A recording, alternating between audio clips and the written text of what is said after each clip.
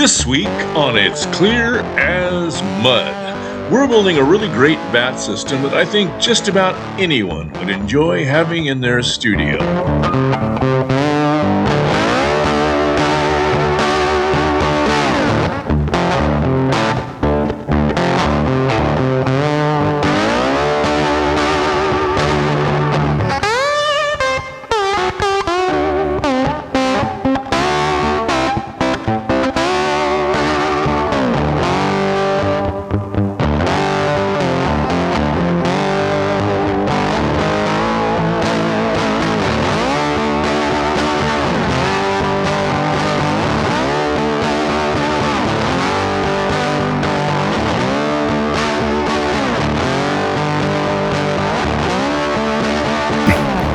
Hi, welcome to It's Clear as Mud. I'm Jeff Patterson and this is my pottery channel.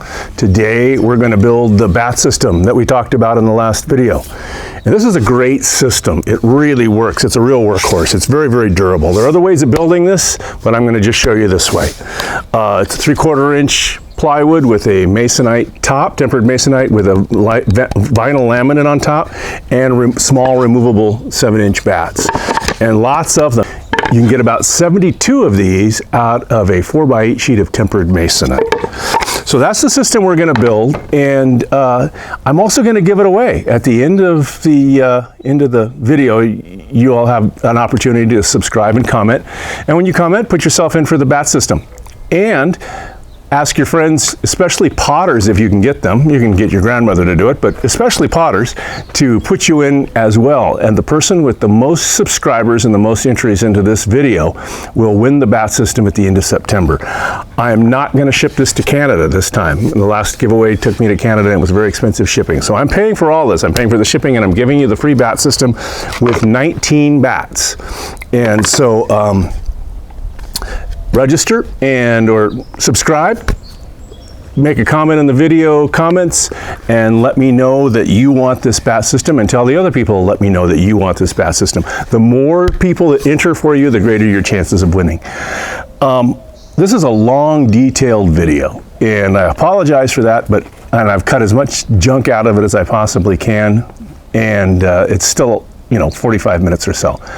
So what I'm going to do is not make it into a two-parter. Two-parters don't seem to work. People aren't really crazy about two-part videos. And so it's going to be long, but I'm going to put a link in the description or a paragraph in the description that gives you a materials and tools list as best I can.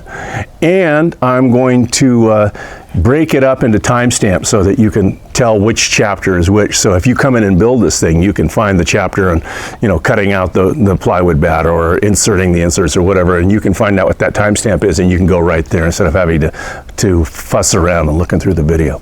So let's go build this thing.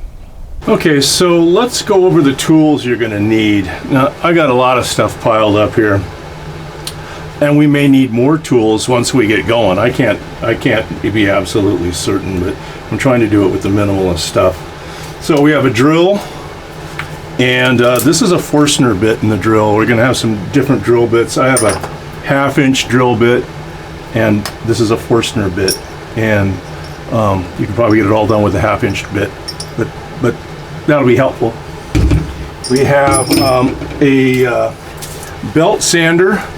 I'm going to use my disc sander because I have one, a tabletop disc sander. But if you don't have one, you can probably get by with a belt sander.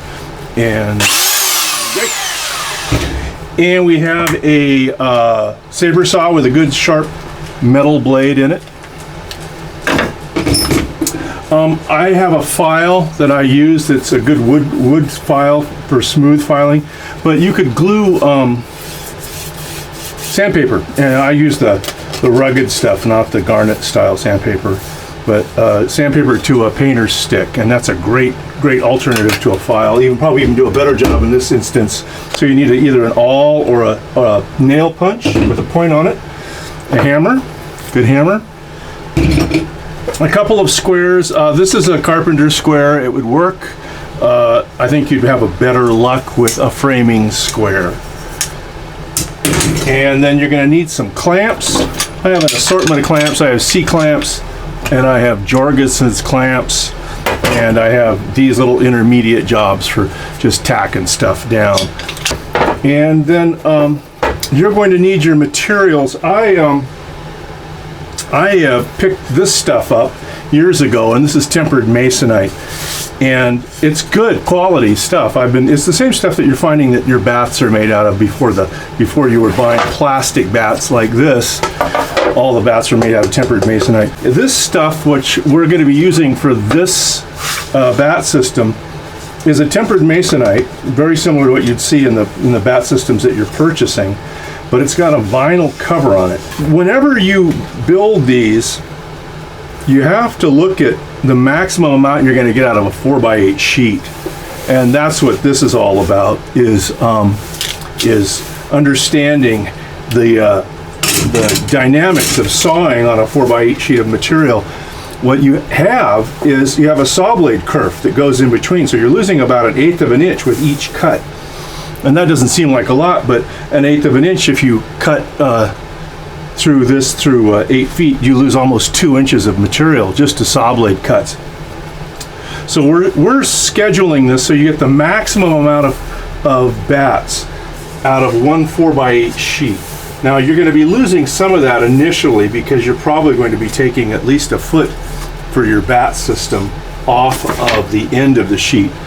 And that's where also it comes in. You could go buy a tempered Masonite bat that has that's the same distance as the material, same 1/4 inch thick stuff here, and just skip all this process of making this bat and cut a square in it and glue it onto your bat, and you could be miles ahead. That might not be like a bad $12 investment. But the idea is to get the maximum number of these out of a 4x8 sheet. So in 4 feet, you can get 6 of these dudes out of a 4-foot section and still have about 1/2 of an inch left over, which means you're going to get 6 across this way, and you're going to get 12 going the other way. So for a total of 72 bats out of one 4x8 sheet of material. That's great. I think that, so these bats are 7 3/4 inches square, and I've rounded the edges off, and we'll go over that in a while, but 7 3/4 inches square, and so that gets you 72 bats out of one 4x8 sheet. So we're going to look at the plywood. Oh, the other thing, sorry about that. The other thing that we're doing, and one of the things that I've done with this in the past, is I've drilled my holes out and I've inserted nuts in there. And those nuts keep this wooden bat from wearing and rattling on your wheel head. We're not going to do it with the wooden ones.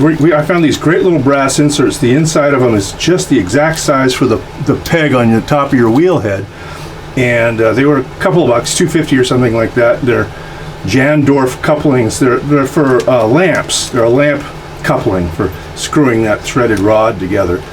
And I think they're going to work just great. We'll try them out and see how they go. But I like to reinforce the holes on the back of this because otherwise they have a tendency to wear out. So the other thing is the plywood. So let me go get my piece of plywood. I'll be right back. Okay, so one of the things that I did was I looked at plywood, and plywood was bloody expensive. It wanted like $84 for a $30 piece of plywood. That was, $40 for a half a sheet. And I wasn't going to do that. So what I did was, we have a thing here in Green Valley called the White Elephant, and they got a big area full of house stuff. This is an old kitchen cabinet door. Let me fire up the Saber Saw, and I'm going to get my respirator, and we will get cutting on this.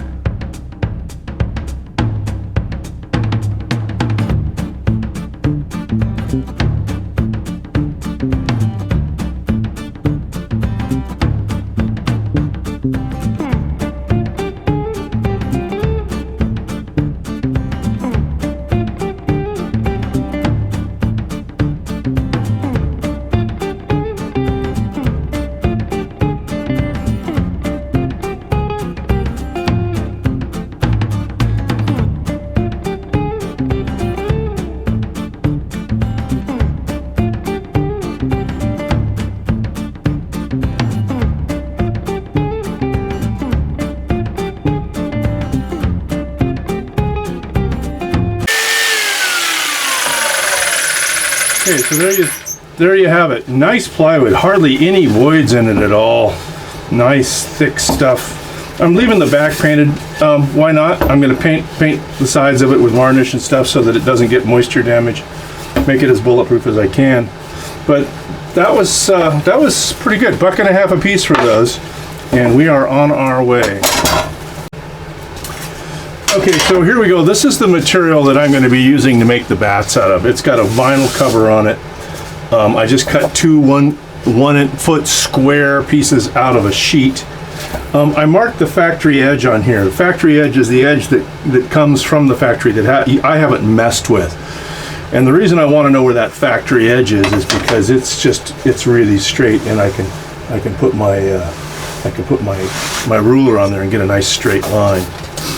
And if you're at all concerned whether you have a factory edge, you can usually go down and look at them and see which ones are factory. I think I mismarked that factory edge. I think that's my factory edge. So you want to find your factory edge, and your ruler is going to slide really smoothly on that factory edge.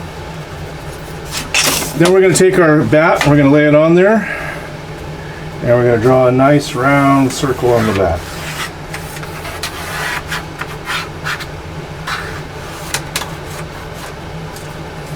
Then take your ruler and measure your bat, and it should be 12 inches exactly. So mark 6, and then come the other way and mark 6 again.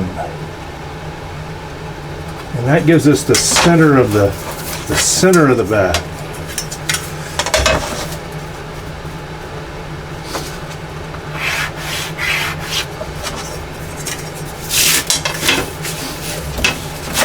Line it up here, and this isn't exactly factory up on that side, but that's okay. This one is 3 7/8 here and 3 there. Okay, so we're going to mark that out. We'll make sure it's correct later on, but we're going to mark that out. Okay. You want to check this for square too. That's the nice thing about having the framing squares. You can make sure that your lines are square. It's nice to have a little slop in these, but not a lot. If these are too big, they rattle around in there when you're centering and throwing and get chatter. But the other thing that happens is if they're too small, you got to pry this out, and you're gonna and flipping your pot off of it. I mean, it can be really a pain in the neck, or you can deflect the bat and warp the piece that's on there, all sorts of stuff. What I find also happens when I'm throwing is that I get a residue of clay on the side, and so I build up that clay on the side, and they have a tendency to fit tighter and tighter and tighter as you go along. And that's the other reason, we'll go over it now, that's the other reason I knock these corners off. I round the corners off so that when I drop them and stuff, they don't break and get all flicked up. It makes the bats more durable, in my opinion. Okay, so we've got them marked, got them both marked. Now we're going to drill a hole, and we're going to come in and we're going to cut inside the line. Now it's really important with this that you don't take the line. You leave the line there with your saw, because then you can come in and you can file that out and make it a cleaner cut. The other thing I think we'll do is drill 1/2-inch holes over here in the corner right now, and that will allow us to have some place to start. Take the hammer. I'm going to come back. These can be bigger. You can come in and sand them out. So you don't want to take your corner. So make them a little bit big.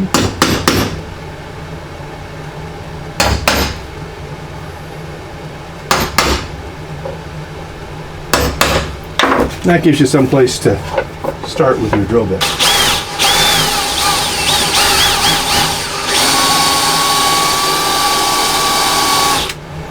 We're not seeing that in the camera.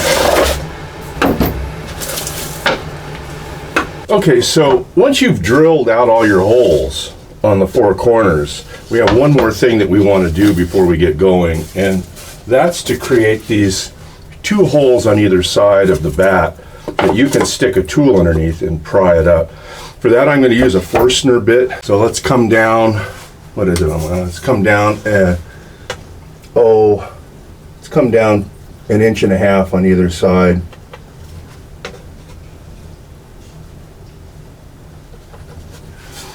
And let's go in those corners and drill halfway or a little bit more than halfway through to this side of the line. That.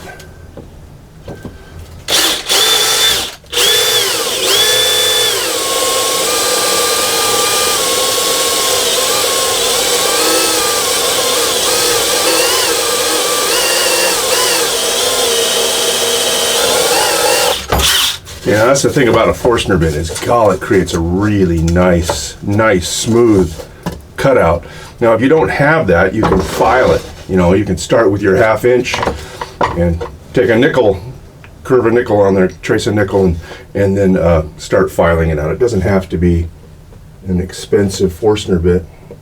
And again, I encourage you to go look around in your neighborhood. Find some grandfather who's got a tool bench with a table saw, and they're almost invariably helpful. Okay, so we got that squared away, and now we have to cut these lines out. The first thing you should do is you should cut bats, and I'm assuming you haven't done that yet because we're still in the building process. So you need to check the 7 3/4 inch measurement into your table saw against the fence, and then cut these bats, and then sand the corners round, and that way you have a master bat that you can continue to put into your table saw and cut all your other bats to, but also you can fit this hole to be exactly the size you need it to be to fit that bat snugly, and not have a lot of chatter in it. So I'm going to cut these out. I'm going to cut them to the inside of the line. I'm not going to take the line. I'm going to cut to the inside of the line, and that way I've got room to sand these and to massage this internal dimension out to the point where it exactly fits my bat.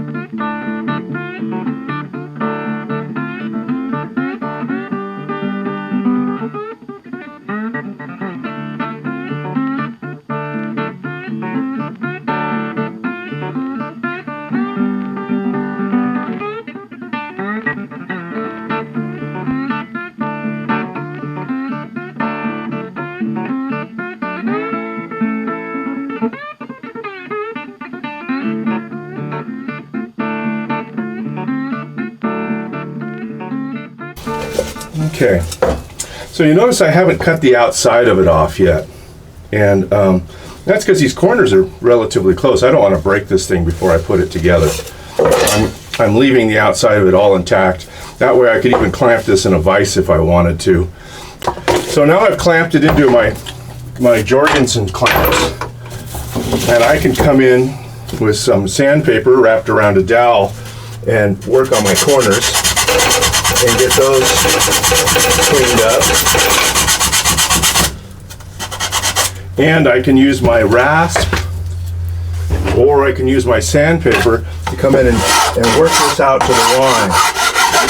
Now the rasp is there. You can see the sandpaper tool is kind of the way to go, and it's nice to have this clamped down. If I even clamp it down to the table,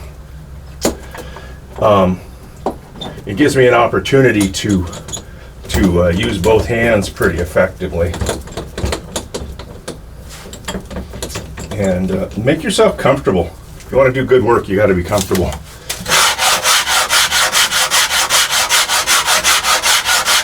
And this is an incremental process. You're just going to have to go along with this slowly until it fits. What I'm trying to show you how to do is to do this with a minimal amount of tools and still be successful.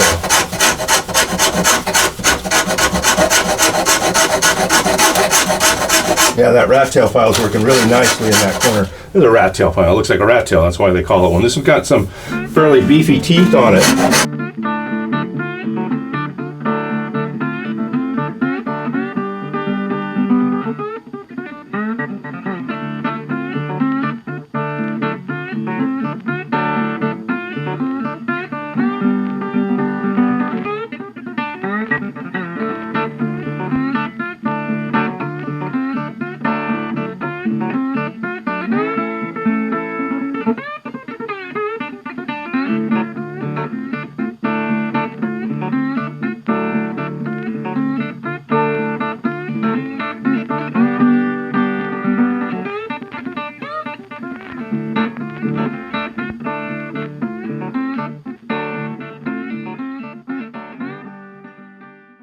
Okay, so what we've done is we've cut these out and sanded them and made them fit the bats.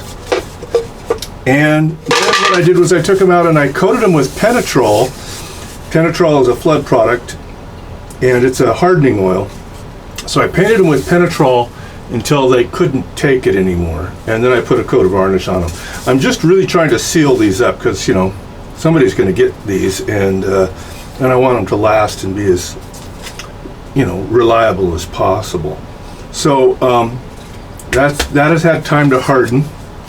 And what we're going to do now is we're going to register the holes in the back of the bat for the pins, and we're going to drill those holes to install these little brass inserts that I bought that are a 1/2 inch wide, but just big enough to perfectly take the little hex nut on the top of your wheel head. So these will rest inside the bat like that, and so we have to register those. So we're going to take our bat and we're turning it upside down. I also varnished this, so I got a nice contact surface for my epoxy, and I got a nice waterproof base for where the bats go in the future. We're going to center this so we have room all the way around on the bat to sand. And then we're going to take a pencil once it's centered, and I'm going to draw that line again just to make sure that we have the line on there.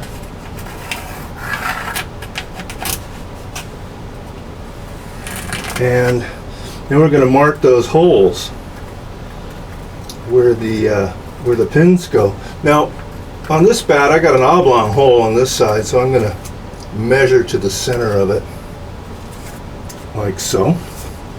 Then I'm going to take my awl and I'm going to put a starter hole dimple in the center of each of those holes, or each of those marks. And that lets me chuck in a 1/2 inch drill bit. Now I have a drill bit, I'll see if I can hold this up so you can see it. It's got a little point in the center of it, which really helps for centering circles that you need to have in a specific place. And we're going to go all the way through with this, zoop, zoop, all the way through. That'll make it easier for us in the future, because that's going to get covered up with the bat on the front.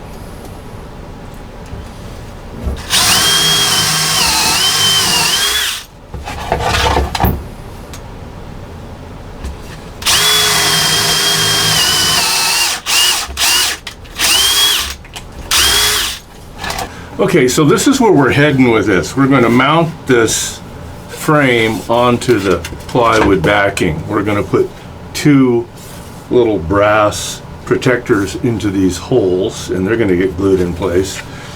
And then we're going to make sure there isn't any glue in here, so we can add another coat of varnish in that and seal that up and make it nice and watertight so that we don't get a lot of water damage on our bat system. So here we have the number 2 one that I'm building, and we want to make sure that we can get that centered onto the bat itself. So what we've done is we have, with the remnants of our outline here, the template outline, and I'm going to go on there and just darken that up a little bit on each of the spots so that I can come in and drill a hole just outside the line. And when I do that, that's going to allow me to look through the bat and find out on the backside exactly where it's centered. So let's do that first.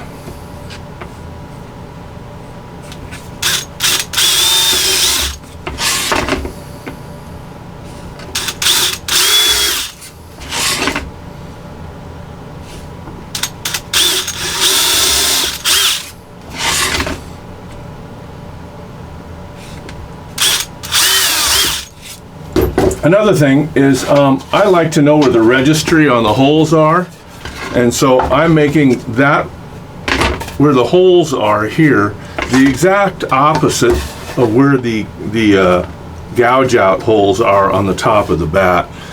So I'm going to go across with that. and I'm going to make a little mark. So I can now go back and find my holes, find out where the holes are on the side, and center this between those 4 points and draw a line around it so I know where to leave it. I'm going to put a little mark over here, a little arrow, so I know where I want my holes to be. And then I'm going to clamp this thing down so it doesn't move too much.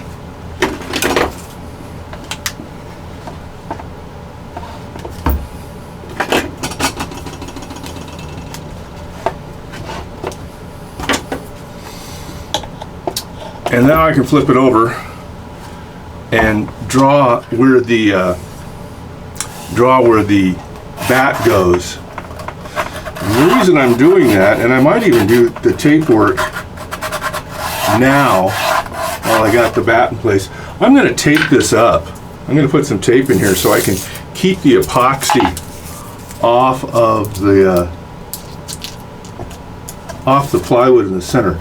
On the last one I did, I had to clean that up, and I was in there with a scraper and stuff, and I think this is easier. What I'm trying to do really here is get you guys a way to build this thing with the minimal amount of fuss, but also the minimal amount of tools, so that you can get it done at home and with what you have. Now I'm going to come in with an Exacto knife. I'm going to cut those corners out so they're pretty clean. Okay, so that's pretty good. I'm happy with that. I think that's a better way to go. So now we've got the back marked. We know where we want it. We've got the holes marked in opposition to the pry outs, so that when we're throwing, we know that they're on the sides and not where the pry outs are. That makes it easier. You could drill your holes all the way through. Before you did this, you could go all the way through that. That way you can look through the hole and find the pin on the wheel head. That might be easier. We might do that with this one in a minute, just for the sake of argument. Have one of each design to look at. So now you can take this off. Set your clamps off to the side. And we're going to mix our glue, and we're mix the glue right on the board. You could do it other ways if you wanted to. You could mix it in a little separate pot, but the glue doesn't have to go out here in the corners. The glue only has to go inside this circle, so you don't need a lot of excess glue. And the same thing with this. The glue goes on the inside of the tape, so you can mix. I'm mixing 2-part epoxy, and it's 5-minute epoxy.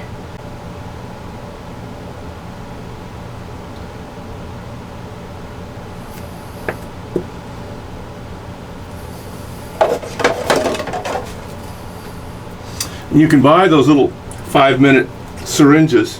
One of those would probably be more than adequate to do this entire job.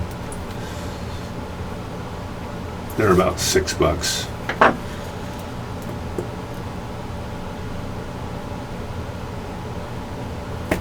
There we go. So the first thing we're going to do is we're going to coat this with a light skim coat of it. We don't want it to be real heavy, but we don't want it to have any dry surface for the epoxy. We want to bring that epoxy back in there and put these two together and have those wet surfaces marry together, so you don't have any voids or vacancies. And that's just going to give you a good grip between the two. So I'm spreading this around with a putty knife just to get a real thin coat on there. The last one I did, I squeezed out a ton of excess, and so I think I made too much glue, and I wasted some of it, so I'm going to try not to do that this time. Just a nice thin skin coat on here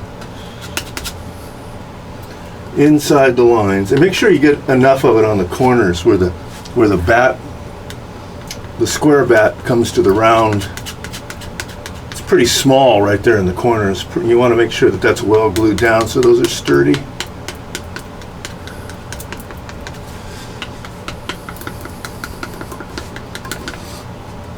And then we're going to take the rest of our glue and we're going to do the same thing here.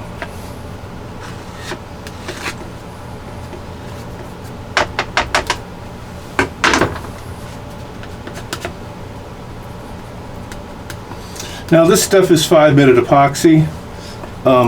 That's a mini splendored thing. Sometimes it takes 5 minutes, sometimes it's real hot, and it takes a couple minutes. Sometimes it almost instantly bangs off. I'm gonna mix some more of this. I'd like to have a little bit more.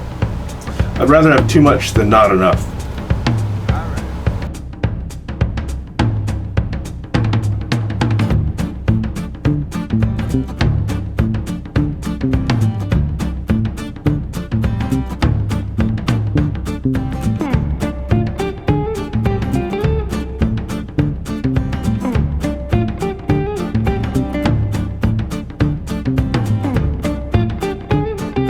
So now we're glued up. We're going to take our bat here, and remember that the gouge outs or the holes for prying the bats out go opposite of the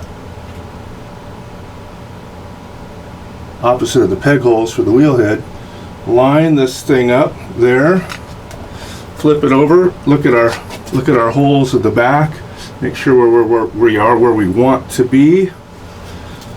And now we're going to clamp it again. The last one I did, I used some pretty serious clamps.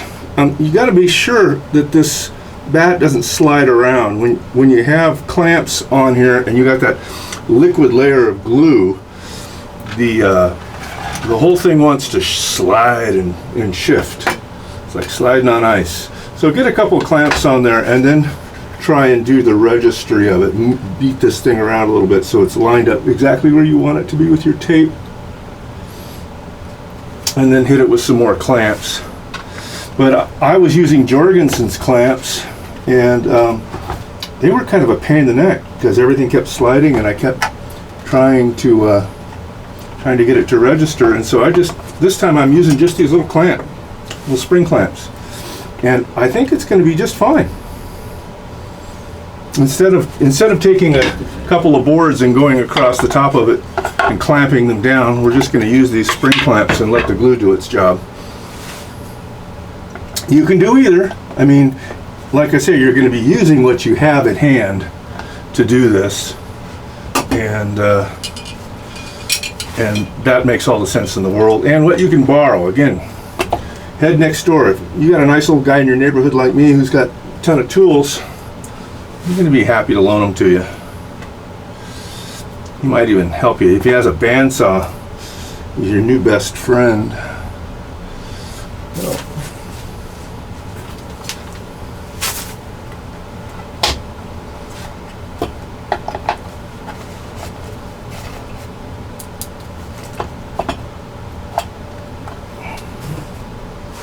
Okay. We're good. Now I'm still going to go in with a popsicle stick. Got a nice little flattened, sharpened popsicle stick here. And we're going to go in and we're going to scrape that glue out of there just to make it easier on ourselves. That excess glue. And if you look on the back side, what you're going to see is there's a lot of glue popping out all the way around where the plywood meets the bat. Okay, here we are. The glue's set up. It's still a little soft, a little tacky, but everything's cinched up enough so that nothing's coming up. If the glue is a little soft and tacky, it's going to make it a little easier for us to get that tape out of there and get it cleaned up. And I have this little paint scraper, which just seems to just work great for this. So I can try and get that tape up and pull it out of there as easily as possible. Of course, it's glued in the edges.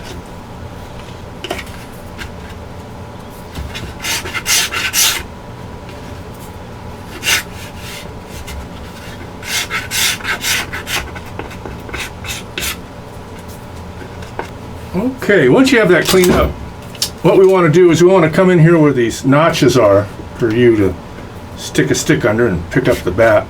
Come in with your Forsner bit or your regular bit. Don't go all the way through, and re-drill that down a little bit, down below the surface of the bat.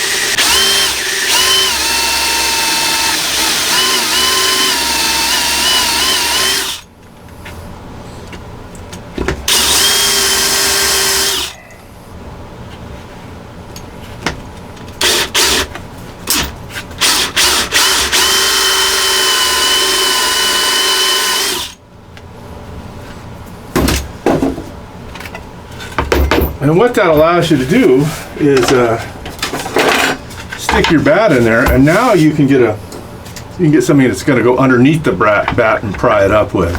Now, while we're letting this glue dry a little bit more, is a good time to glue our little metal ferrules on the bottom of this, reinforcing ferrules that keep these holes from getting worn out over the years. And so, this is, like I said, this is the top of an old Clay Boss wheel head. So we're going to get it good and clean. We're going to put some Saran Wrap on it so that nothing sticks to it.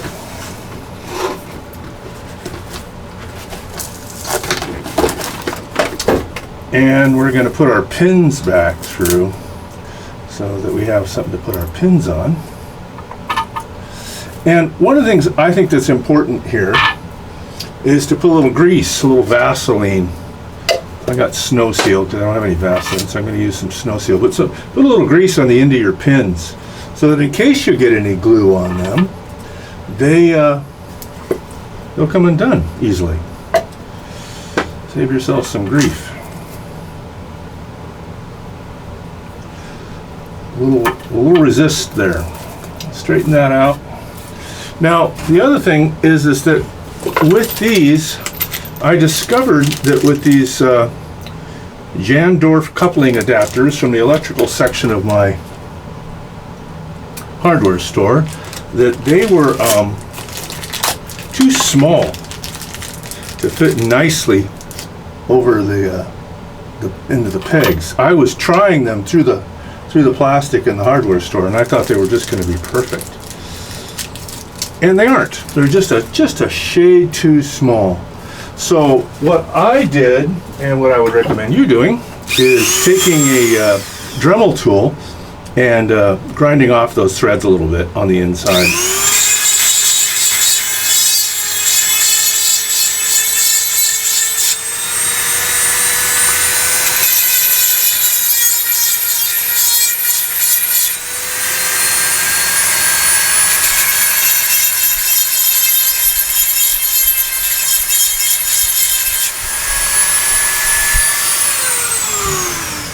You could also do that with the rat tail file if you wanted to.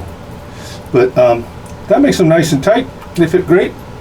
And we're good to go. Now the other thing I did in the last one, I'm going to do it on this one too, is I'm going to stick a little clay in the end of this so that the glue doesn't go down in there. And mess things up. We should all have a little clay around, so that shouldn't be an issue. Tamp it down in there, make sure I got a nice snug fit. I don't want any of it on the outside of this because I want a nice glue seal between the two of those. I don't care so much about the top. Okay, so now we're going to mix some more glue. I'm going to use the back of my little packaging that I got, and I'm going to use my little glue stick that I got earlier, that I used earlier, and mix a little glue.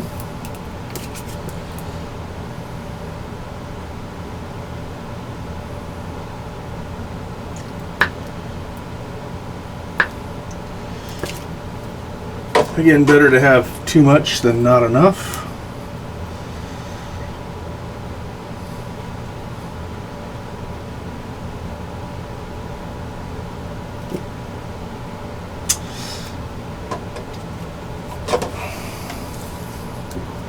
And we're going to pack it in these holes. It's going to want to drip out of there, so we're going to want to move relatively quickly. And we want it to run down so it comes down and seals around the little brass ferrules. You can make this stuff run less if you want to. You can add dry silica to it. You got silica as a glaze ingredient around. Add a bunch of it to it, and it actually makes the glue stronger as well, and it makes it run less if you add enough. You'd be surprised at how much silica powder this glue will actually take before it. Make sure you get it on all the walls in there. But if it's on the bottom, it runs all the way down to the bottom. It's going to run all the way the other direction when we flip these over, which we're going to do in just a second.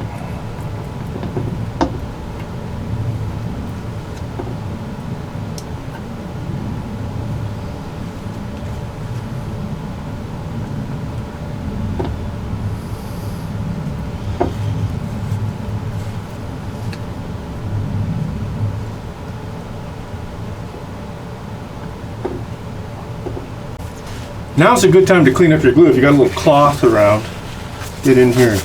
You're going to make a mess. Like I said, this stuff's going to run really fast when you flip this over. It's going to want to come out. You can let it sit there for a while. Let it start to harden up if you want to, but I think it's important that it really encases those ferrules. So make sure your plastic is okay. And flip it down. There we go. Now all we have to do is let that harden up and dry. Give that a while and we'll get back to it. Now the other thing we need to do is we need to cut this off. We want it to be round.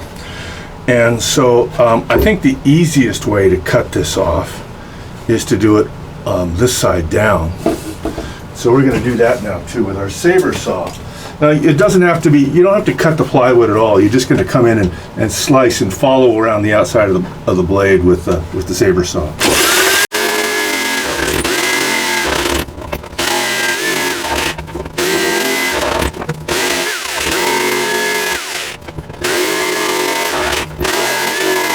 So I don't know how much craftsmanship you want to do on this thing. You could use it just like that if you wanted to.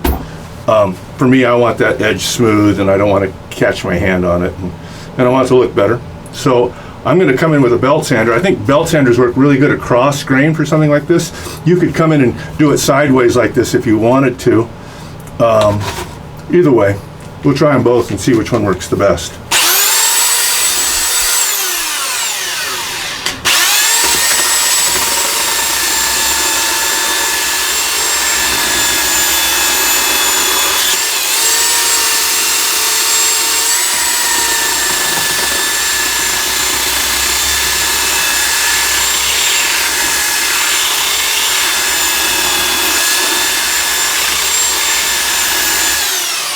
So yeah, going down and across with a nice fresh sandy belt makes short work of it.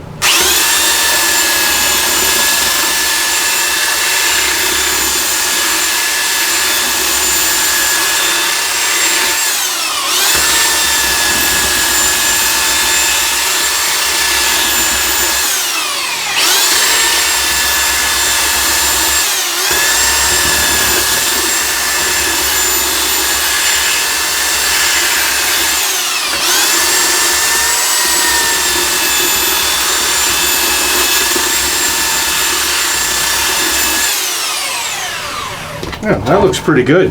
I'm happy with that.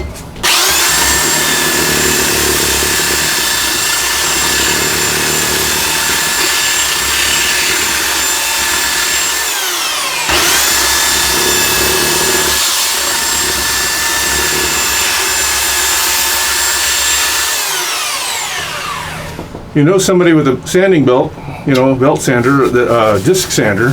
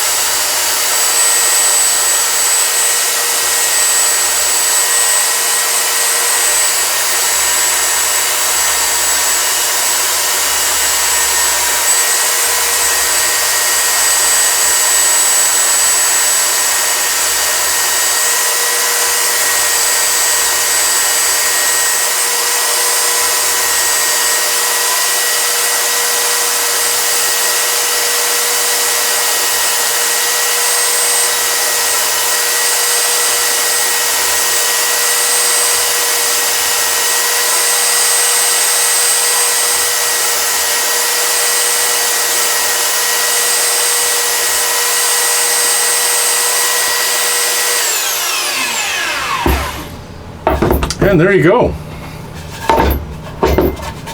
It's pretty much done.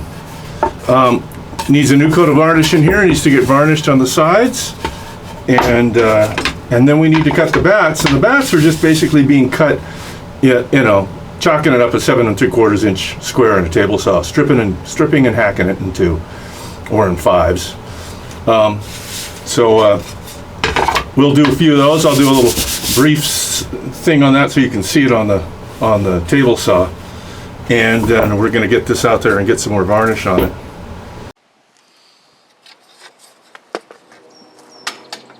Okay, I'm going to show you how to set this up to cut your bats. And you're going to want to know the difference between a factory edge and a cut edge. So if you're working on a 4x8 sheet, out of one of the corners of that 4x8 sheet, you've probably already cut your 12-inch or 13-inch square out of the corner for the bat. So you want to start on the other end, which is a factory edge. Came from the factory, it's undisturbed by a saw. So what you're going to do is you're going to raise your blade up as high as it will go, so you get as much dimension from the blade as possible. Then you're going to take your bat and lay it against the blade. And you might want to save a bat that comes with this unit. Save one, write a template on it, and just keep it. So once you've got that chucked and you're passing all the way through, you know you're square to that blade. And that's a 7 3/4 inch dimension. And I just twisted it so you know it's square. So you're going to lower the blade back down to a proper length. This is a Ryobi table saw. I don't recommend them. Cheapest piece of junk I've ever seen in my life. But I can pick it up and move it around, which works for me in my studio. And so I'm going to move this back.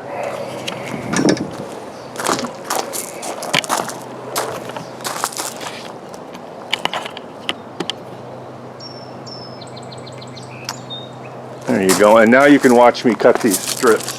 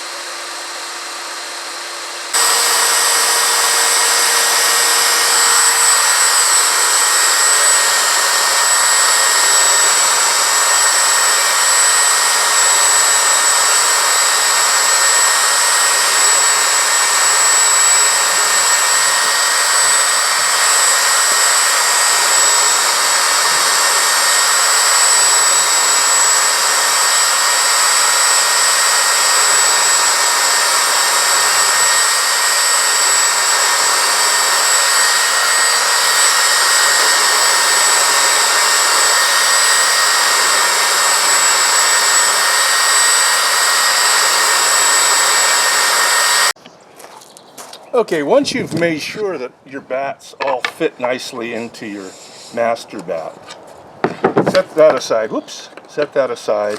And you want to sand the edges a little bit. Just get any rough tears and tags off. You know, just easier now than later. And then once you've got that cleaned up, then you want to paint it with a 50-50 mix of, I'm using Laguna here because it's inexpensive, wax resist. Make sure you get it on the edges. And then with these, I set them out in the sun. You could hit them with a blow dryer, but this wax will also melt into any of the porous structure of this bat and help waterproof it even further. And I coat my bats at least once a year. Just makes them easier to wash. And again, I'm into durability here. That's why we're putting little brass tubes in the bottom of the bat. And that's why we're sealing everything up with varnish and Thompson's, or not Thompson's, but Flood Penetrol. And now you can just set that off to dry. So that's a repeated process. That's about all. Hope this was helpful. Remember to contact other potters and have them subscribe and put you in for the bat giveaway. The more times your names are mentioned in the comment section as wanting to win this, the greater your odds. It's a very small channel. Your odds are pretty good anyway. So in 2 months, I'm going to announce the winner and I'll ship it free of charge. Remember, it's only in the USA, not to Canada. So thanks for coming by, and here's mud in your eye.